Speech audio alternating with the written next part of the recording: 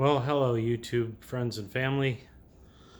Quick update on the Avid CNC machine.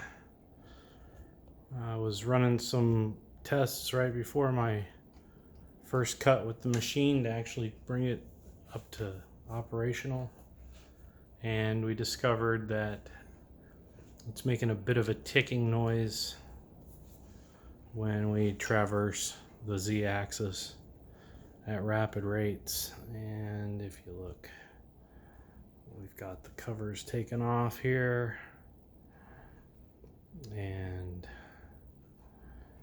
we're going to put some Loctite right there.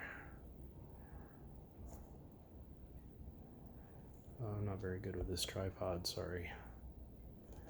Maybe if I loosen these, they don't have to have a death grip on them. So right here in this junction, that's the brake that keeps the ball screw from slipping and sliding when you turn off power. So we're going to get some Loctite in there, some bearing compound. We have that on order, and well, I guess we'll keep trucking. Fortunately, we've still got Archie over here ready to go to work. And coming soon, I will be getting a project going on there. Hope everybody has a happy and safe New Year's. Celebrate responsibly. Don't get dead. Remember,